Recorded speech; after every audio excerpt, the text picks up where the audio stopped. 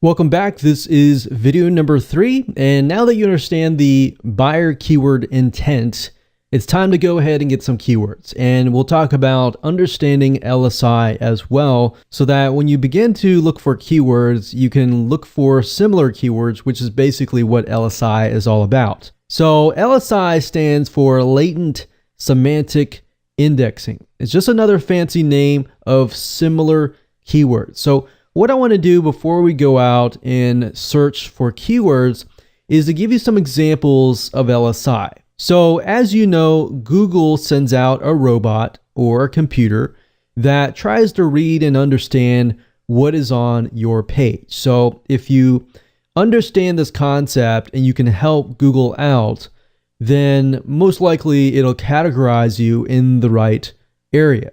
So for example, Google has a way to know if the keywords you're using actually relate to each other. So they can see if one keyword is relational to another keyword, or if you're keyword spamming, or you're trying to game the system. So that's why if you really look through this, you realize that it really comes down to not just using the right keywords, but really appealing to a human being. If you appeal to the human being, then you will appeal to Google in the long term, because essentially what you're doing is you're providing quality, right? So what you're trying to do is you're trying to help Google paint a picture of what you're talking about. And that's what their robot is designed to do. So let's just take an example here. Everybody has, lives in an apartment or house or somewhere. So let's talk about roofs. Imagine writing an article about roof repair. So if you use the word, say for example, shingle, nails, a specific type of shingle, maybe a metal shingle, we could talk about gutters.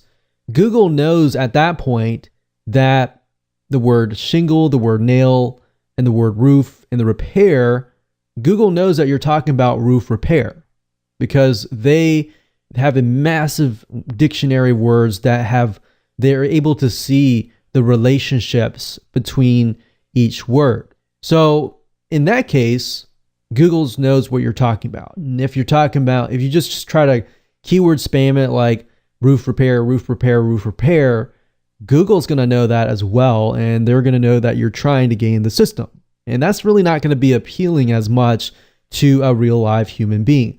Another thing that we're not really going to go into too much about, but if you can get a human being to stay on your website for a long period of time, and in other words, engage with your content, then you're going to get a higher ranking with Google. So what we call that being a higher stick rate, a higher engagement rate can actually help you out as well. So actually you'll see nowadays that the longer your content, the better. Or if you create a video, videos actually create a higher stick rate and higher engagement rate as well. So with that said, now let's go ahead and find some keywords. So going back to video number 2, if you really think about the intent of the keyword in relation to the content on your website, at this point in time, I generally speaking will use 2 websites. Now, number 1, if I try to figure out, okay, the buyer is in the researching phase or in the comparison phase, or maybe they don't even really know what they're looking for, Google is a great resource to start with. And then as far as the buyer, actual marketplaces are really good places to find buyer keywords. So for example, Amazon would be a good place to go.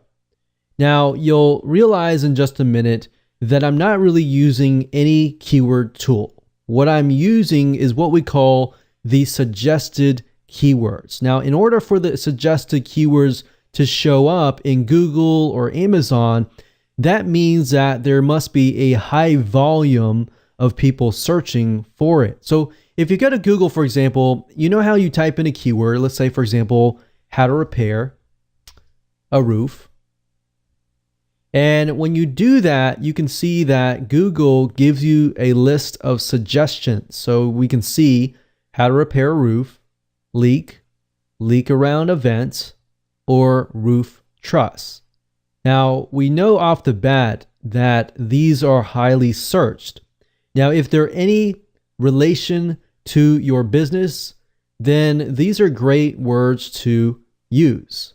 Now, let's say, for example, how to repair a roof leak. At this point in time, if you scroll all the way down to the bottom, you'll also see other related searches. So how to repair a roof leak yourself from the inside around a vent on a mobile home, how to repair a roof leak on a camper from the inside, the costs, and flat roof leak repair. So if you're finding that, okay, this one actually relates to my product or service, and you click on it, you can jot those keywords down. Do the same thing. You can take a look at these keywords, and these are showing the suggested keyword that you want.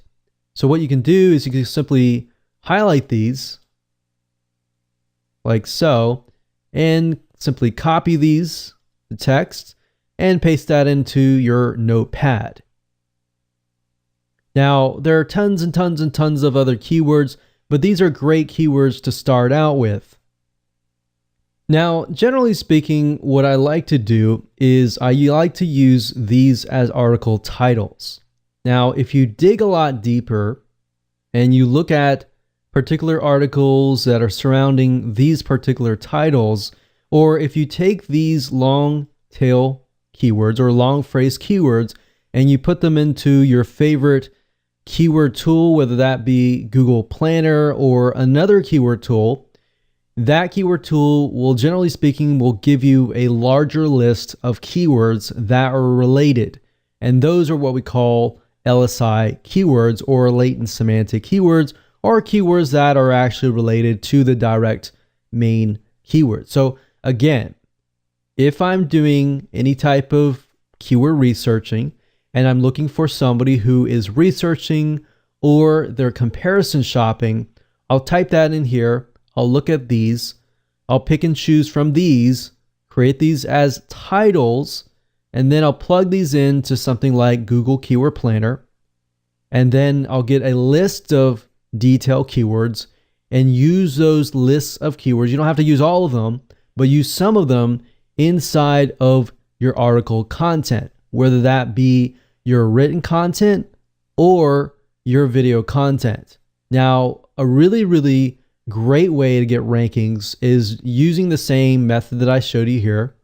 Title, and then a list of keywords from Google Keyword Planner or your favorite keyword tool, and then write the article and then make a video about it and then upload it to YouTube. But in addition to that, upload the transcript or get somebody to transcribe it and upload it as well. And then that way YouTube knows that your video has latent semantic indexing keywords inside of it or related keywords inside of it. And that will actually boost your ranking as well. So that's what I do when I try to find keywords for the basic researching and comparison. Now, I like to use Amazon when it comes to products that we actually want to sell. Now, obviously, Amazon does not have all of the products and services. You can use something like eBay, and if you don't find anything, you can also use Google as well. But as you know, if you go to Amazon, let's type something in here like roof repair. And right off the bat, Amazon begins to suggest RV roof repair tape, sealant, camper roof repair, and roof repair spray.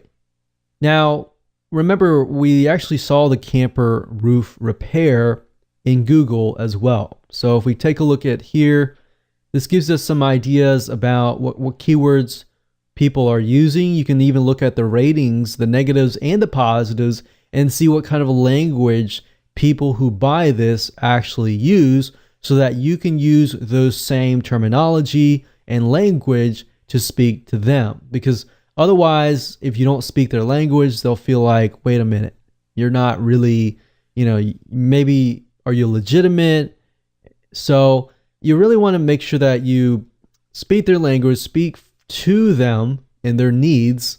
And what better way to do that than using Amazon.com or paid marketplaces?